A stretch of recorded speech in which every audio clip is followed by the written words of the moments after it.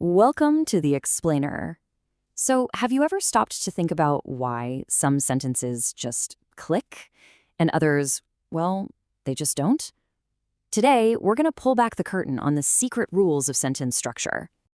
Okay, so let's start with a little puzzle. Look at this. You've got two sentences, right? They use the exact same words. So what's the deal?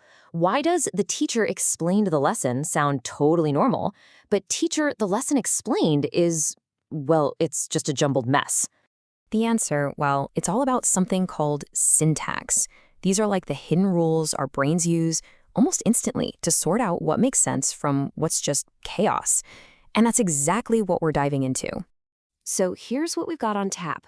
We're going to tackle this grammar puzzle, check out some sentence blueprints, meet the little word groups that stick together, and then see how it all looks.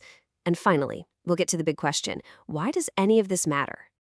Okay, first up, let's really dig into this grammar puzzle and the power of putting words in the right order. So, that fancy word for all these rules? It's syntax.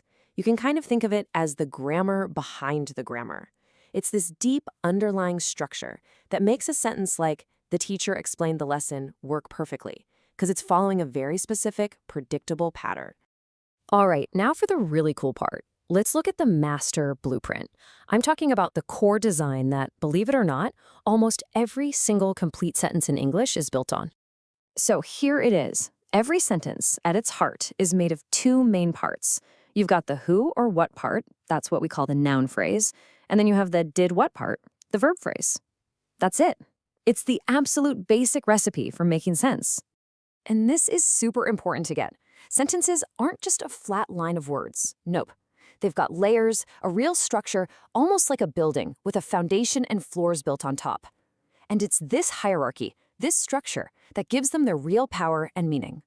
Okay, so if sentences are buildings, what are the bricks? Let's zoom in. We're not talking about individual words here, but whole groups of words that act like a single unit. They just stick together. And linguists have a name for these. They call them constituents.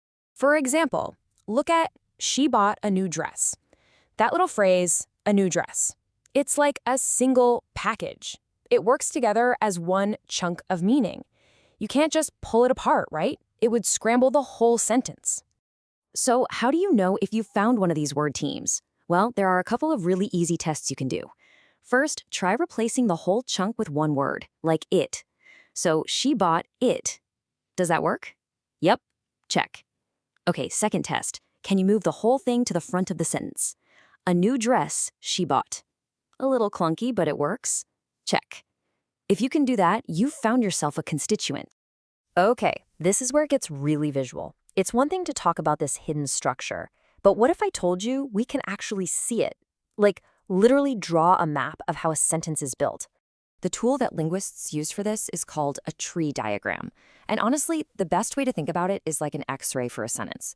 It lets you see right through to the grammatical skeleton inside, showing you exactly how every single piece connects to the others. So if you look at a basic diagram like this one, you can see the whole sentence, we'll call it S, at the top. And see how it branches out? It splits into those two core parts we talked about, the noun phrase and the verb phrase. Seeing it laid out like this makes that whole idea of a hierarchy make so much more sense, right? And you know what's cool? Once you get the hang of these diagrams, you start to see the same basic patterns popping up over and over again. Getting comfortable with these common structures, like the classic subject, verb, object, is a total game changer. It'll make your own writing way clearer, and you'll be able to break down even the most complicated sentences you come across. Okay, so we've talked about syntax and phrases and tree diagrams, but let's get down to it. Why does any of this actually matter? What's the real-world payoff for knowing about all this hidden stuff? Oh, it matters a lot. Seriously, understanding syntax is like having a secret weapon.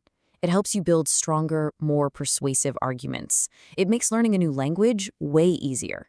And it helps you see right through the confusing language you find in legal documents or political speeches. And that brings us to maybe the most powerful idea of all. How you build a sentence is never neutral. Just by changing the structure, you can subtly shift the focus. You can change who seems to have the power, who seems responsible, who's the one taking action. So I want you to think of this as your new superpower. From now on, whenever you read a headline or hear a politician speak, just pause for a second and ask yourself, Who does this sentence really put in charge? The answer is hiding right there in the sentence structure. And now you know exactly where to look.